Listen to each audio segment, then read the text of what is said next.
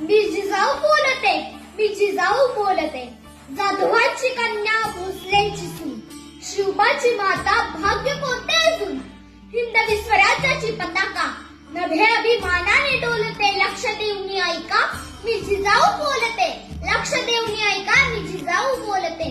आमचा जन्म जाधवांच्या घरी झाला तेव्हा आनंदाने दारादारात रांगोळ्या काढल्या गेल्या, तोरण लावली गेली, हत्तीवरून साखर वाटण्यात आली आणि आमचं नाव जिजा असं ठेवलं गेलं. शिवबाराजे हे आमचे सर्वात धाकटे रत्न अतिशय कठीण परिस्थितीवर आम्ही मात करून शिवबाराजांना घडविले.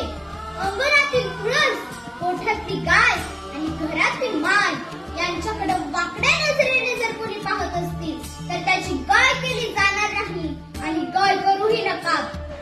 आम्ही पाहिलेलं स्वराज्याचं स्वप्न ते त्यांनी पूर्ण केले. त्यांच्याविषयी जेव्हा बोललं जातं, एक होते शिवाजी, भीती नव्हती त्यांना जगाची, चिंता नव्हती परिणामांची, कारण त्यांना साथ होती भवानी मातेची आणि आई जिजाऊची. त्यांची जात मर्द मराठ्याची, देशाला लाट आणली भगव्याची आणि मूर्त मेंढरवली स्वराज्याची. म्हणूनच तर म्हणतात शिवबासारखे मोठे व्हा, आई